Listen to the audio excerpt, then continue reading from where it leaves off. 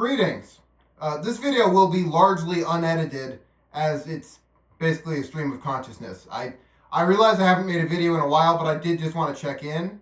I am now officially a member of the Green Mountain Boys, a member of Seth Warner's Recreated Regiment, and it's going quite well. I am a combat veteran now, not stolen valor. Just yeah. I was officially at the 248th Battle of Hubbardton, which went quite well. It will be in 2 years, of course, for the 250th, Vermont's largest event for the war. The Battle of Bennington is Vermont's state holiday recognizing our contributions to the Revolutionary War. However, the Battle of Bennington was actually fought in New York, not in Bennington, Vermont, because the British were attempting to capture supplies in Bennington, but the actual battle was fought in New York. Hubbardton, however, was fought in Hubbardton, which is right above Castleton. I wanted to intersperse this video with sections of the fight because, of course, it was filmed. I cannot find those, so if anyone can find them, I would be very happy to see them. You may notice I'm currently out of regulation when it comes to facial hair. That's because I wasn't even allowed to have a mustache all summer because I was trying to be accurate for the reenactment, and so I'm now rebelling by having full facial hair, at least as much as I can grow. God knows I have the chin strap. But in terms of 250th, I was at the capture of Crown Point, which is right above Ticonderoga, and was pretty important. The French had earlier built the fort of Saint-Frédéric, which they blew up themselves so it couldn't be captured, and then the British built a larger fort at Crown Point.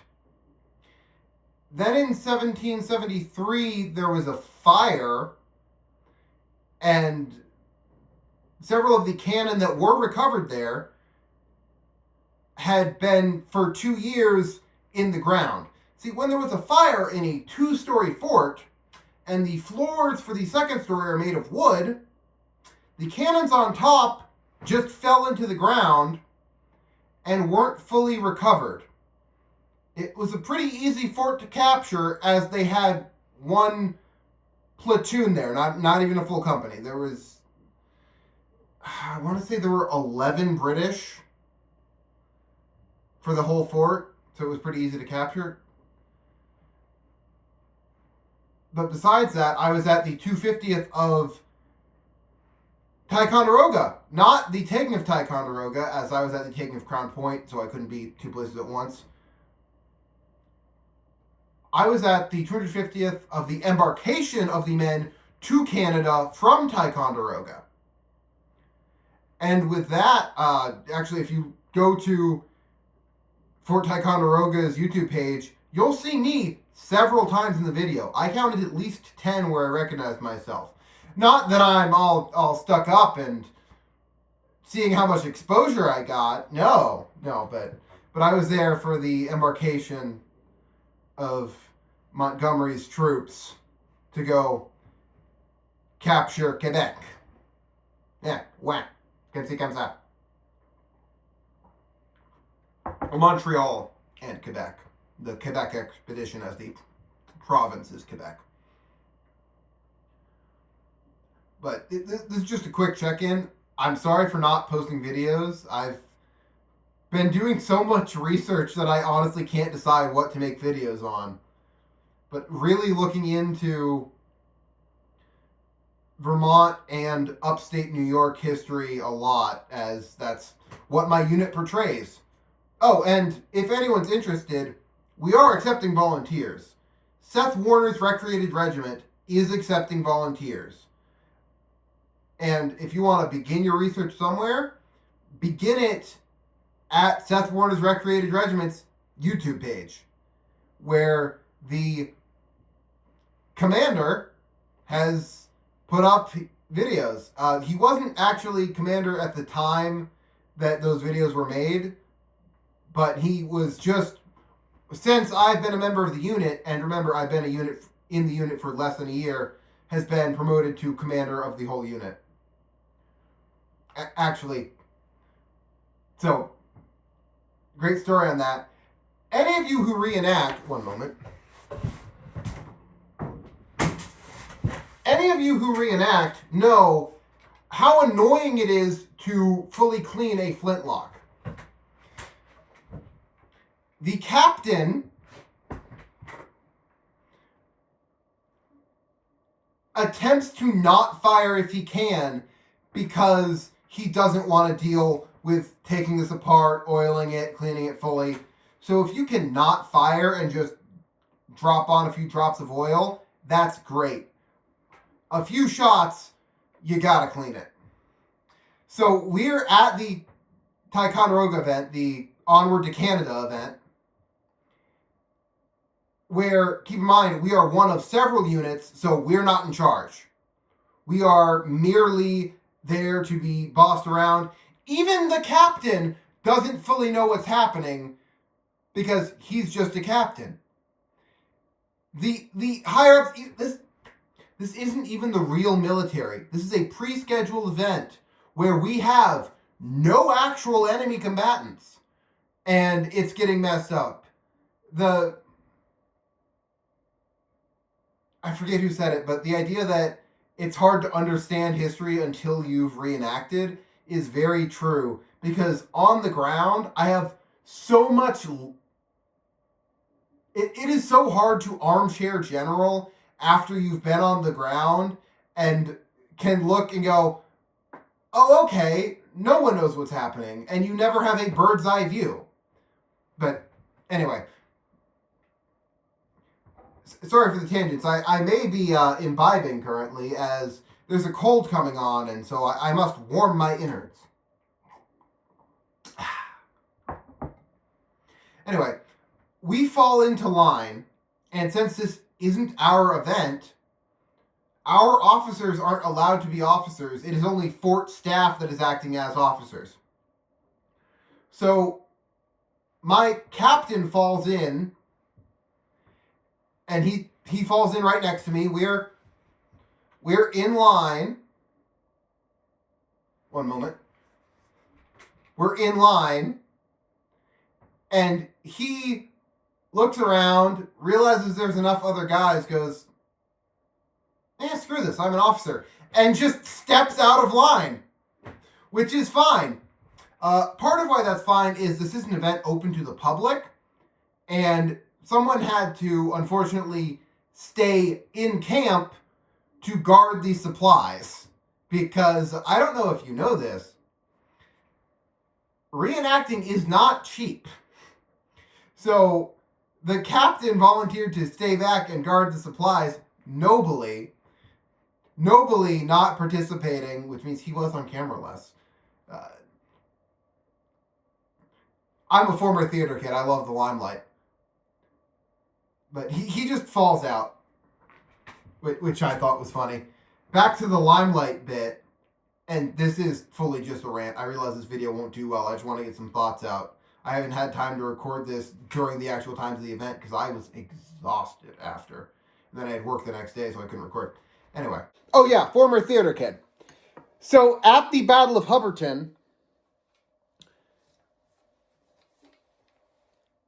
this beautiful piece here, this beautiful fusil de chasse, gun of the hunt, is not working well. Now, part of that is I had terrible flints. So I was barely getting sparks, plus it was a humid day. I needed all the spark I could get. After 3 misfires in a row, I realized, okay, I'm not firing, I'm going down. I'm dying. I quickly turn to my NCO, say, I'm going down, as just a safety warning, because they do want to check, especially since the public can't hear us. They want to make sure no one's actually injured. But I time it perfectly, because I put the acting in reenacting.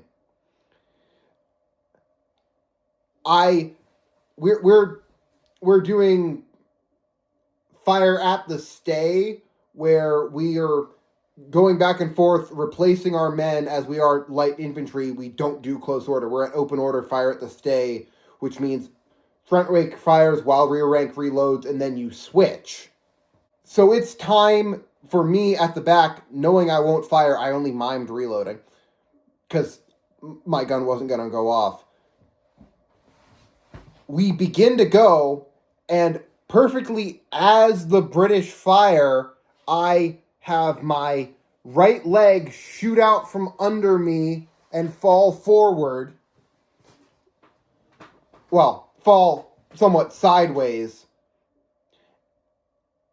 I played off the hit so well, I have an NCO run up to me and check that I hadn't actually just broken my ankle. Now keep in mind, earlier I said NCO. No, I told my file partner going down on this shot.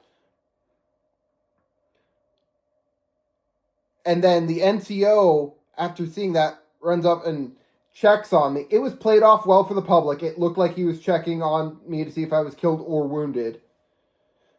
I go down. Eventually, my file partner is also going down and drags me into shade. It was a hot day, and I was in wool. He drags me into shade behind a tree. We're slowly falling back, which we're supposed to lose the battle. Hubbardton is a rear guard action we are supposed to lose. The British command, at one point, we nearly flanked them, and our captain had to somewhat go up closer to the enemy line and go, you can refuse the flank! You can refuse the flank! We were doing so well in a battle we're supposed to lose that we had to remind them, don't let us encircle you. We are on the way to encircle you. We need to be refused. Eventually, they do notice us and start coming at us, pushing us back down the hill. They were at the advantage. We could have easily taken the hill and encircled them, but ignore that. They fall back. I'm behind the tree out of public view.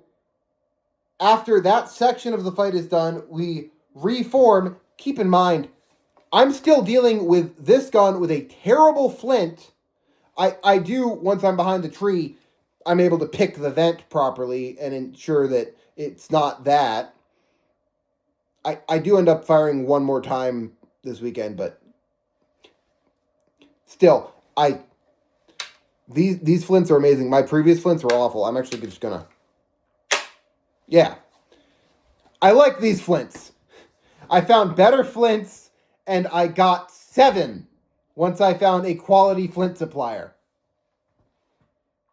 Because previously I had low quality flints, and it was chewing through. Like, I'd get 4 shots, and then it would be every other shot there's actually a spark. So, that was... Screw it, I'm going to keep going on tangents. This is literally just a rant. I'm full Lindy Beijing it. So, one of the books I read this summer was about, I forget what it was titled, but it was about American privateers. And one of them captured a shipment of 1,000 muskets and 20,000 flints. And that's because you chew through flints. I have been, until I did find quality flint. These flints are way better. I'd actually ordered flints online, and they had not yet been delivered in time for the Ticonderoga Onward to Canada event. So I'm very upset at this. I write an angry letter to the sutler. I'm not going to mention which sutler. They did eventually arrive. Plus, I got a $20 credit because they didn't arrive in time. So all things are mended there. But I'm on the way to the Ticonderoga event, wondering if I'm able to... Keep in mind, this is a FUZ. It uses a pretty small flint. That's a 5/8 flint. I'm on the way to the Ticonderoga event with one Bess flint with me, which is like twice the size of this. I have a Bess flint with me and a hammer, and I'm going, I guess I can nap it. I guess I can get the flint to fit, or maybe there's a sutler there where I can get more flints. I know it's a big event. I know there's going to be multiple people. I'll be able to get a flint. I stop at the Cabot Factory store on the way there.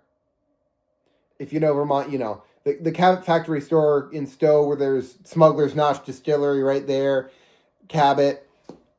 And after getting my free cheese, because they give samples there, and I'm not going to pass through the Cabot store and not get free cheese. Come on.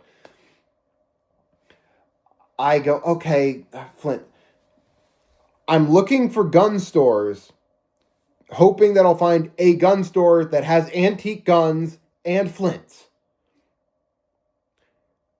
I look it up, and it says 120 yards away, there's an antique store with guns. Praise the Lord! I walk to it, get directed to the basement. Oh my goodness. Well, I forget the name of the store, but if you're in Stowe, go to the Cabot Factory store. They're great. They have good cheeses there. Smuggler's Notch Distillery, a bit iffy. Well, I like what they make, except for their rum. It's too oaky. But go to that antique shop. It's great. It's wonderful. Actually, one moment. I'll be right back. So I'm there just for flints, which I get 7 of to be very safe. Keep in mind, I'm buying them not yet knowing what quality they are, and given the previous quality flints I had obtained, not from the online sutler, I had obtained flints from someone in person. I am not going back to that person, but I will not disparage any reputations. So I purchased 7 flints just in case the first flint I put in has been working fine. I'm then looking around the downstairs where they have all the militaria, and I also find this. Me likey hatchet. So I then arrive with a flint issue fixed, with a hatchet, and this is now becoming a narrative of the Ticonderoga expedition, so beware. I, as a young blood, volunteered to row from Hague Beach to the northern tip of Lake George, as at the time they had gone, well, they'd gone from fully the southern tip. We're only reenacting the final 7 miles of the row. But I volunteer to go to do the row, which is good. Got in arm day. Whoo!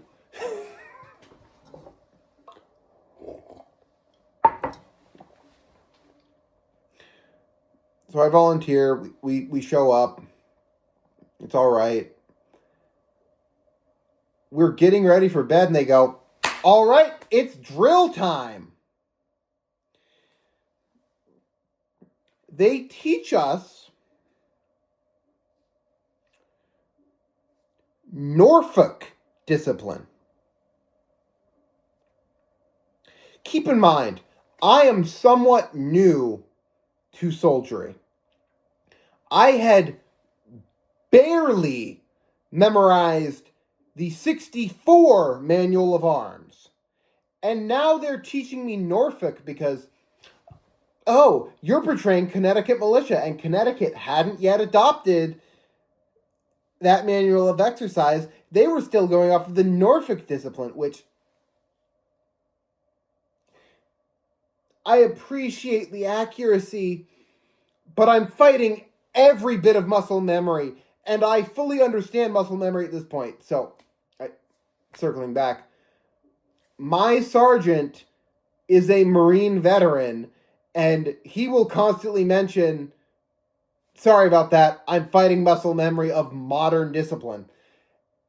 And I'm like, okay, I get it, but I didn't really get it until I was doing it going, this feels wrong.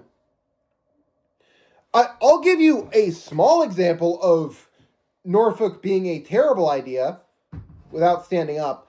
So you may be aware that when you put the rammer in 64, you use the pinky, as you have as little of your hand in front of the muzzle as possible. In Norfolk, no, you just ram it. You just put your whole freaking hand in front and ram.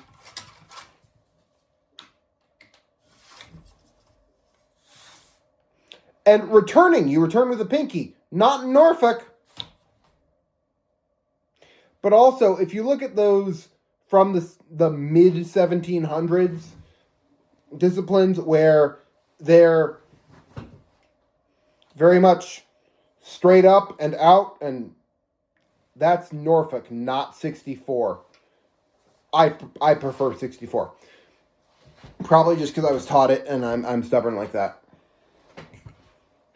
Anyway, we show up, they drill us, and the whole time, keep in mind, I volunteered to be part of the row. There's only 5 boats involved in the row, and other people are in the soldiers' camps outside of the walls of the fort. And while they're teaching us this, I'm just going, wait a minute. They're teaching us Norfolk to display for the public Norfolk, and half of the men there don't know Norfolk. When are we going to drill again? I've seen the schedule. When are we going to drill again? But I do it. I learn Norfolk. I'll rephrase. I am all right in Norfolk. And I go to I do the bedroll. No tents, just bedroll, go to sleep.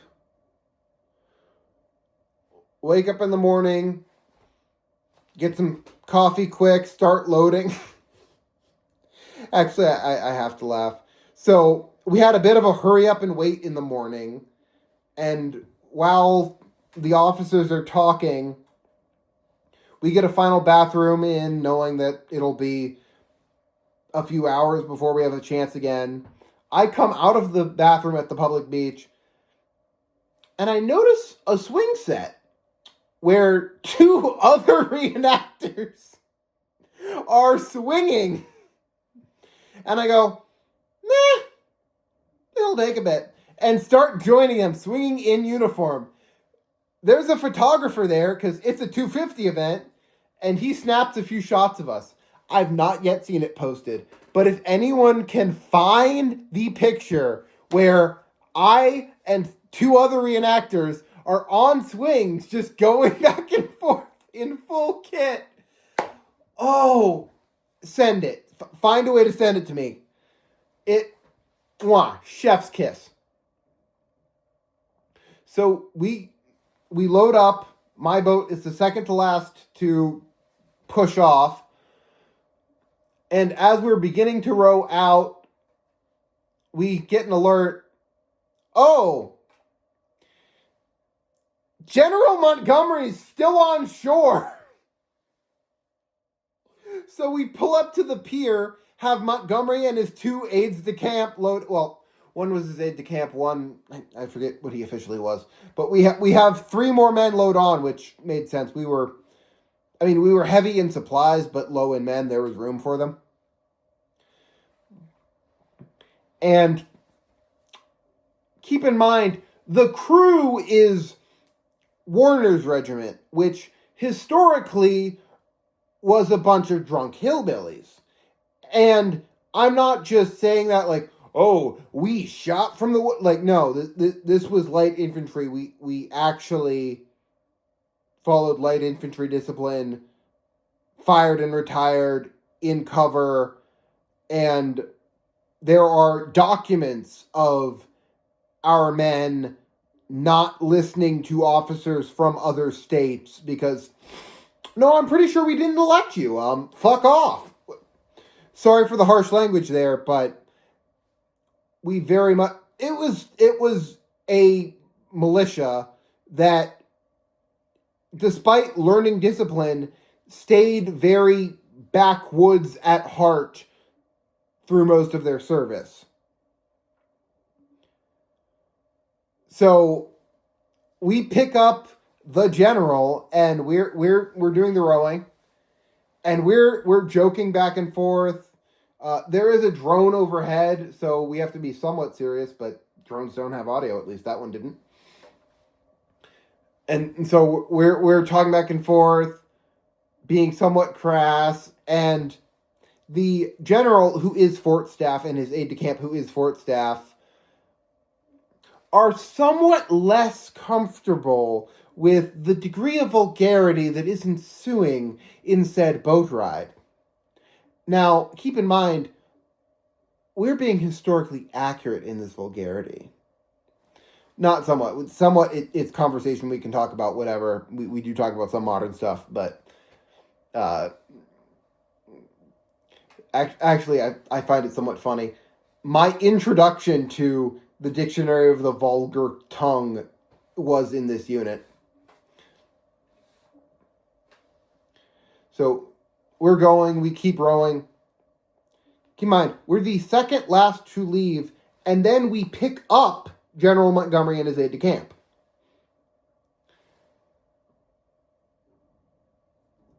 We slowly start passing boats, because second to leave, but then not actually leave. We had to pick them up, so we're now last to fully leave Hague Beach. We start passing boats. I will admit, we were one of only 2 boats that had a sail. But that, 1, didn't go up immediately. 2, didn't provide the most force of pushing, as we were pretty close to the shore. And if you know the northern end of Lake George, you're aware that there's islands there. If you're in the channel between the shore and an island, that island blocks some of the wind. So we're passing boats. At one point, we have a pontoon come up where the family of one of the reenactors is on it, and like, oh, hey Jim, hey, what's going? Yeah, you're doing good. Click, click. Yeah, you're looking good. Yeah, have fun, and they keep going. Oh, and we're just passing and passing. Now, it was either the first or second boat we passed. They were really dragging, despite having, there was a good amount of men on board. Keep in mind, we were a boat that had more supplies on it. This boat had more men, fewer supplies. But I swear they had 6 oarsmen versus our 4. And they were going and pretty slow. We get word from some of the boats going around, oh yeah, they have a leak. We eventually are the first to land, despite being the last to fully leave, as we've just got that dog in us, just rowing, and never mind the sail, ignore that. That's not helping at all. Shut up. We start unloading. We're actually greeted by another officer on shore. Forgive me. Forgive me, I've forgotten. Oh, well.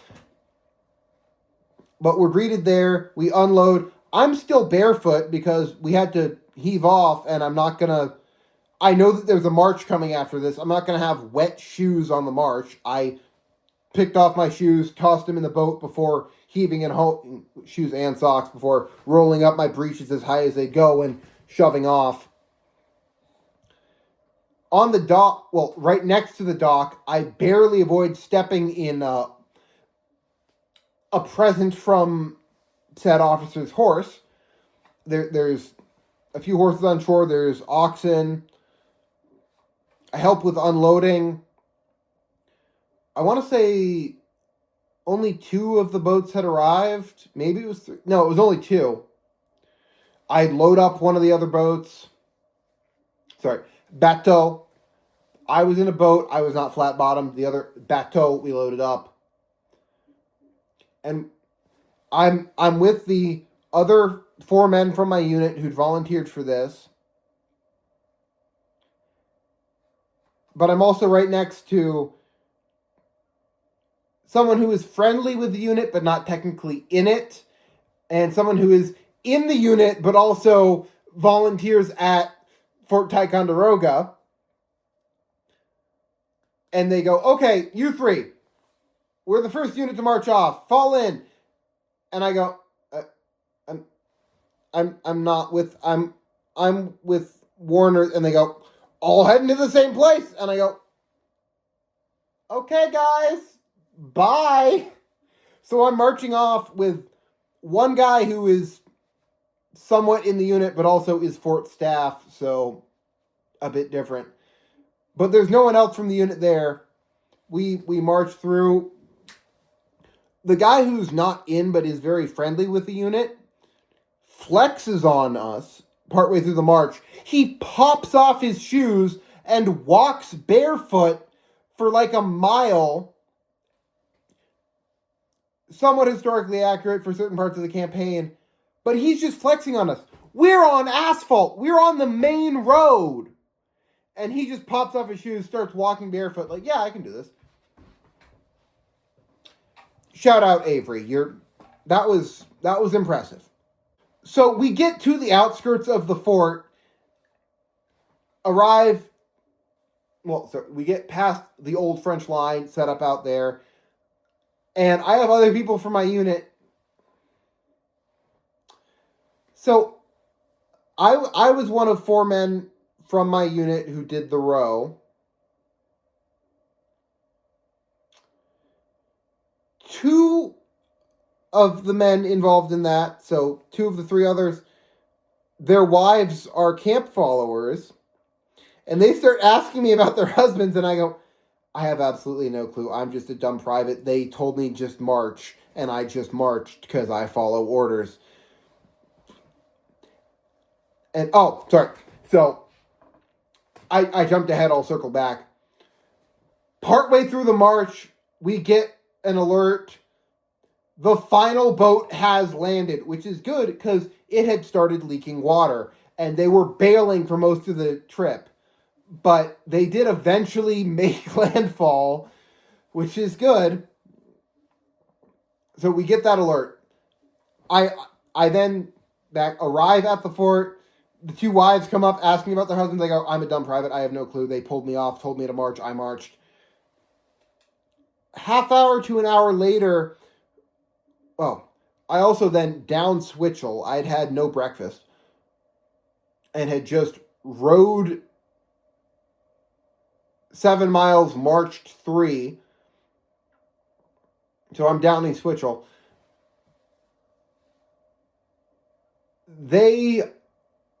There's then news. The final bateau is being hauled without oxen, merely men pushing the cart. And the 2 wives immediately go, that's something you would volunteer for. Yeah. Oh, wait a minute. I got that wrong. No, only one of them was a wife. How did I mess that up? There was 1 wife and 1, ignore it. But once the wife hears, she immediately goes, yeah, that's something he'd volunteer for. And knowing my sergeant, someone else goes, that's something he'd volunteer for. And then at that point, it's just the rest of the guys there together. And there is photos on Facebook. I forget if the cart hauling made it into the video, but they were there without just men on each side of the cart and some with ropes in front, just hauling that bateau along. So they were the very last to arrive, but they do eventually get there. We drill and, oh my goodness. When we charged, just as a demonstration in front of the civilians, we very luckily, they sorted us out into learned Norfolk, didn't learn Norfolk. And since only 4 men from my unit had learned it, our whole unit was sorted into the doesn't know. So I got to go off of 64, which I actually know, versus Norfolk, where I am double checking every thought going through my head, fighting muscle memory. I'm actually able to do what I want to do, which is 64. Thank you. And the two companies, one doing one doing the other, at one point they have us charge, and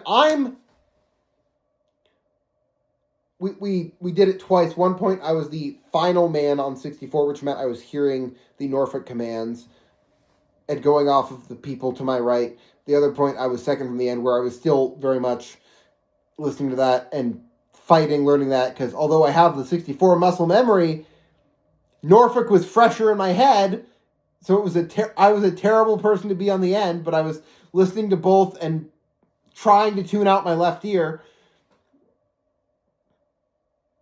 And I'll be honest, even with 64, I am still very much relying on the people around me knowing what they're doing. So I am attempting to get what they're doing and follow them and just ignore. Anyway, I'm in the 64 company, and at one point they have us demonstrate a charge. And so it's a bayonet charge, but since it's early war, like 3 guys have bayonets for the whole company. Because even the men in my unit who have besses and bayonets were told, this is a 250 event. You are portraying early war. And documented early war Americans didn't have bayonets. It was very much stated, holy hell, we need bayonets. And they didn't yet have them.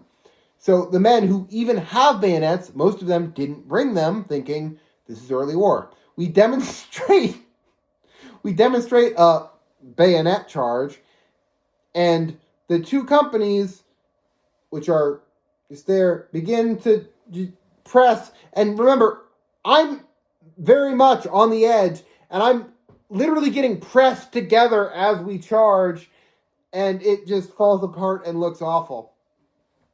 So we display that. In the end, we do a review in front of the public, and then we're dispersed and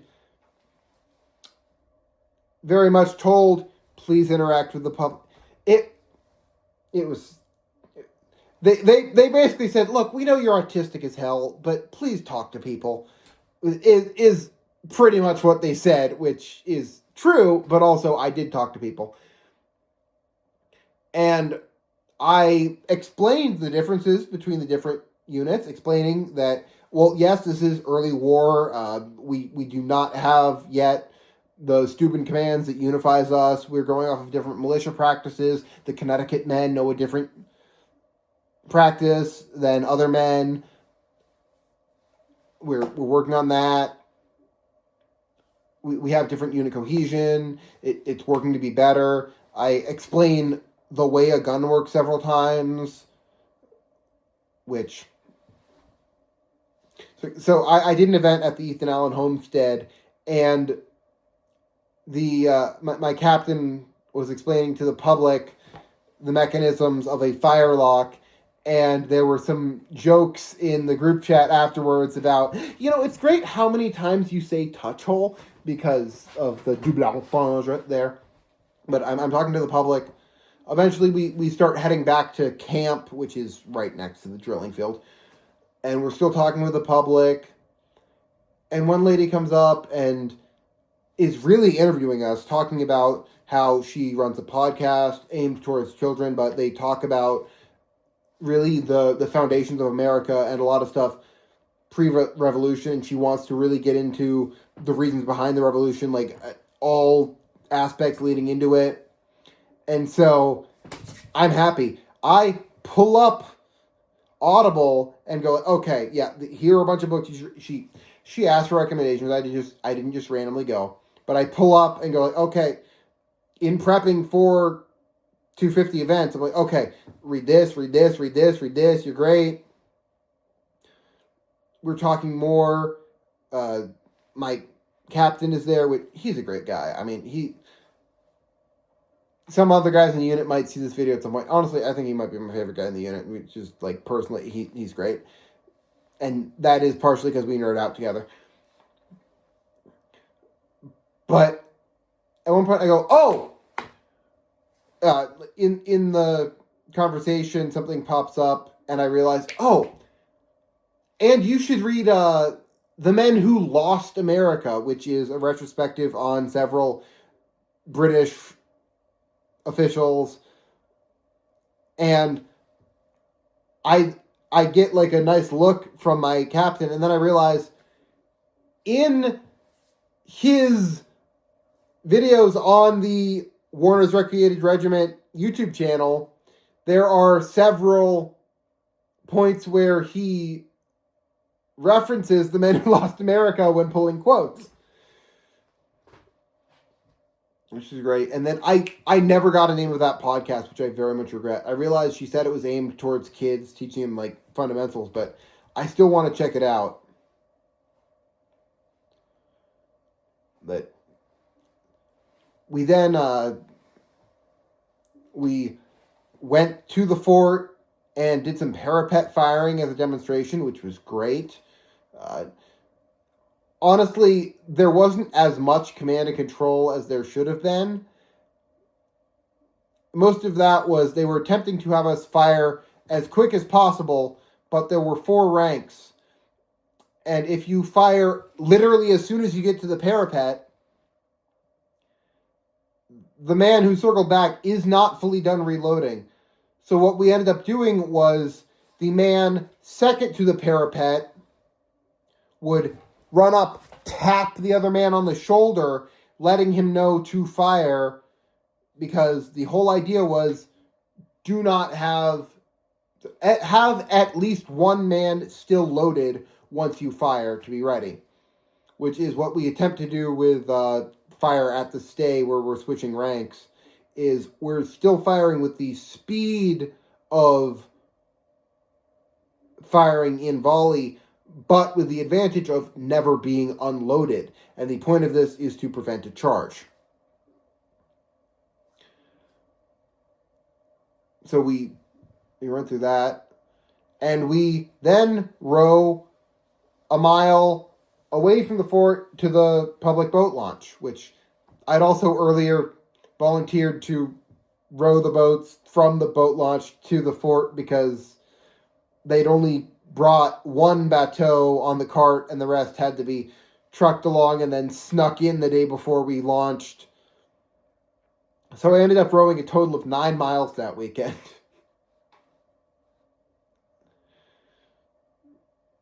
But we're able to do all of that.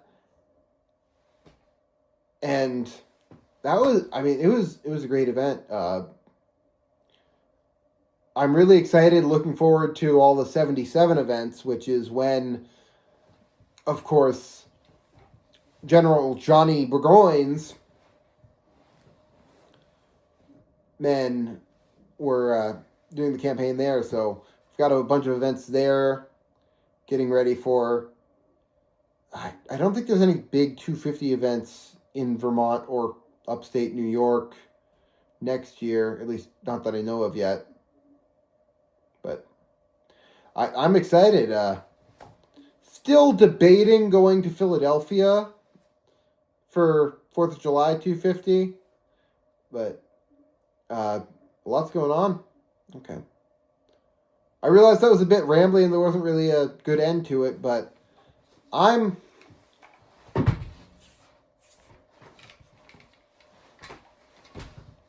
ready to go.